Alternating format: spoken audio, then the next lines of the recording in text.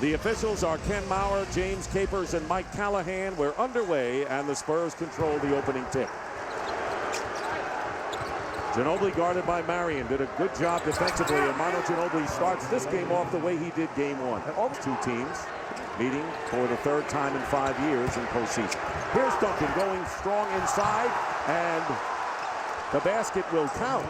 It almost looked like Tim was trying to shovel it off to McDyess, but then it must have fallen right back into his hands again after the deflection. He converts to play the sharp kind of basket that they're capable of playing. Tim Duncan finally makes one of his first four. And now 3 for 8, but the Spurs wind up with the ball. Leading by 6.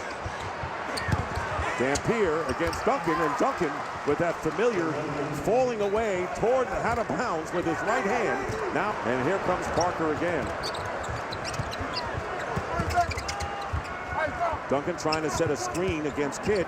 It's pick and roll time, and the Spurs get the basket and the foul. Parker feeding Tim Duncan, who has 7, and will go to the line. No one there to make the rotation across the lane. And Duncan now 2 for 5 from the line, and the Spurs under 50% from the free throw line, yet lead by 11, 16-5, 4.5 to play. Here's Ginobili, and double teamed by Dampier and Terry. Ginobili, great control. The last series was just exactly what this game has been about. A lot of great passes by Dallas, no productivity at the end. Duncan follows. They're executing, they're doing what their coach, Rick Carlisle, wants them to do. But Kidd's going to go for the 3. And Duncan gets the rebound. That would have gotten a roar from the crowd and would have gotten the game into single digits. Here is Hill for 2. Long rebound. McDyess to Duncan. And how fast did Duncan get that through the hoop? Yeah, he didn't want Dampier to get a chance to get back. Terry with 19. And the only player in double figures for Dallas tonight. Duncan throwing behind Jefferson, but Hill was there. And Duncan hits the shot. So Tim Duncan starting to come alive offensively here in the third quarter. Has 6 of his 14 points here. Right now, San Antonio holding a 12-point lead as Duncan shoots this next shot. They are just 8 of 16 from the free throw line. Now they are 9 of 17 from the free throw line. This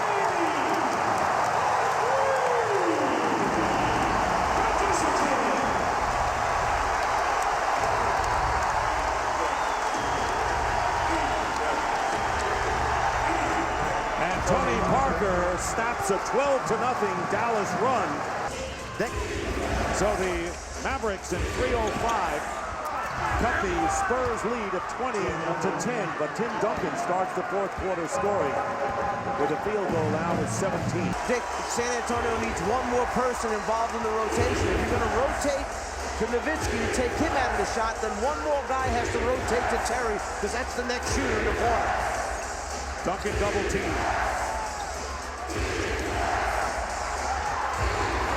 And a tough shot. How did he ever get that off? Stayed with it. The ball fell back in his hands. Remember what happened early to him. He has 27, Terry, off the bench to lead the Mavs tonight. And there's Haywood defending against Tim Duncan. And Duncan with the soft shot. How many times have we seen that going that way? And it's now 9 points on 21 points, 13 rebounds tonight for Duncan.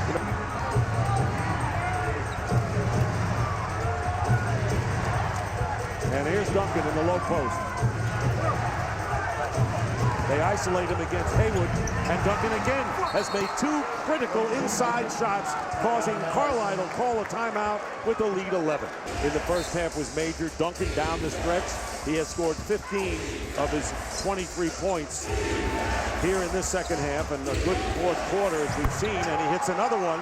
So he has hit 8 points in a row to open up a 13-point lead, 3.5 remaining. And right now, let's check in with Marty Snyder.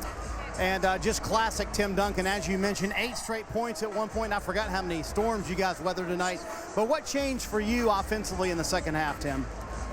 You know what? Nothing really. Just the opportunities were there at the time. We're running a lot of pick and rolls, and they got to pay attention to Manu. He's been shooting the ball well and scoring the ball. So I got into the creases and got some shots to go.